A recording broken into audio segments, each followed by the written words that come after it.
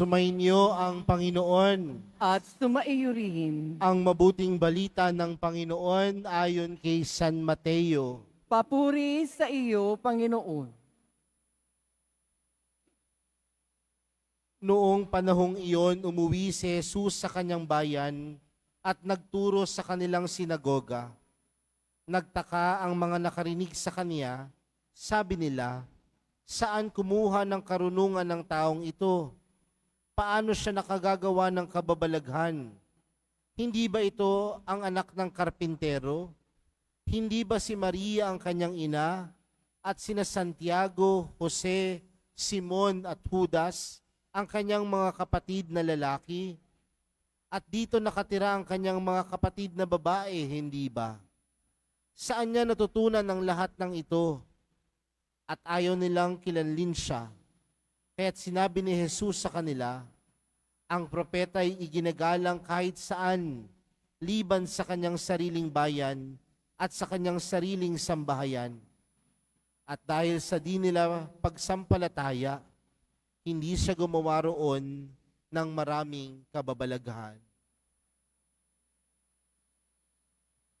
Ang mabuting balita ng Panginoon. Pinupuri ka namin, Panginoong Heso Kristo. Magsiupo muna tayong lahat.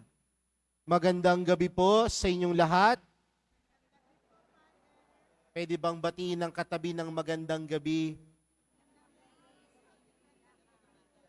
Mga kapatid, ngayong pong araw na ito ay unang Biyernes sa buwan ng Agosto. At alam po natin na kapag araw ng Biyernes, araw na inilalaan po natin sa ating mahal na pong Jesus Nazareno. Kaya bigyan po natin ng pagpupugay, papuri at pasasalamat ang ating mahal na pong Jesus Nazareno. Marahil mga kapatid, naniniwala po ako na ang bawat isa sa atin na nasa loob ng simbahan na ito o dumadalo ng misang ito, masasabing kilala niya ang Diyos. Tama po ba? Kilala natin ang Diyos. Mayroon tayong alam patungkol sa Diyos. At marahil, ang kaalaman natin patungkol sa Diyos na siya ay makapangyarihan. Alam natin patungkol sa Diyos na lahat ng bagay ay posible pagdating sa Kanya. Dahil siya ay makapangyarihan. Siya ang naglikha ng sanlibutan. Pero madalas din natin napapansin, mga kapatid, na ang pagkakilala natin sa Diyos, tila napakataas. Kaya nga, nandoon yung paggalang natin eh. Ang tingin natin sa Diyos, tila napaka-espesyal. Kaya nga, binibigay natin ang pinakamaganda, ang pinaka-kaaya-aya pagdating sa Diyos. Tama po ba? Pero aminin man natin o hindi, mga kapatid, ang mga deboto ng mahal na pong Jesus Nazareno, kapag tanungin mo sila, bakit ka nagsisimba sa Quiapo? Ang madalas na kasagutan nila, "Father, deboto po ako ng mahal na pong Jesus Nazareno, nagsisimba po ako sa Quiapo." Bakit? Dahil sa mga oras na kapag tinitingnan ko po ang mahal na pong Jesus Nazareno, pasan-pasan ng krus, naghihirap, tila ipinapaalala sa akin, Father, na alam ng Diyos ang aking pinagdaraanan.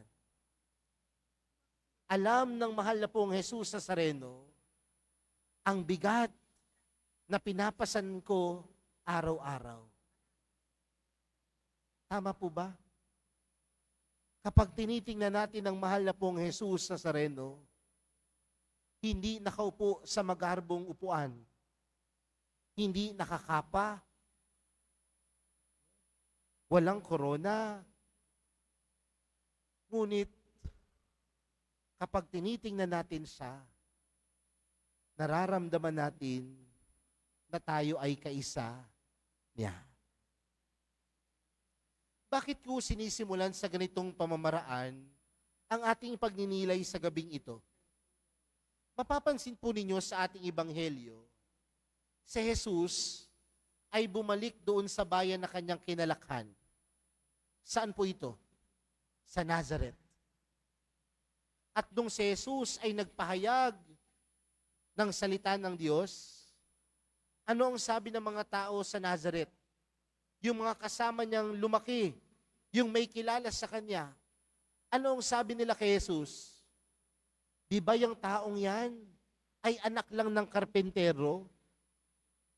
Di ba yung taong yan, anak lang yan ni Maria?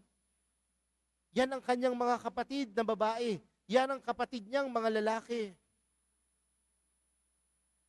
Ano ang hindi nila nakita, mga kapatid? Ang pagka-Diyos ni Jesus. Dahil para sa kanila, ang pagiging isang Diyos dapat napakataas. Ang pagiging isang Diyos dapat magarbo ang damit. Ang pagiging isang Diyos dapat may mataas na pinag-aralan.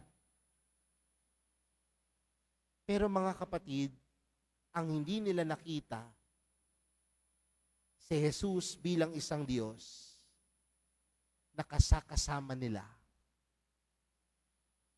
Si Jesus na Diyos, na ordinaryo, kasama nila. Madalas, mga kapatid, sa buhay natin, nakikita lang natin ang Diyos sa mga oras na tayo din ay nasa taas.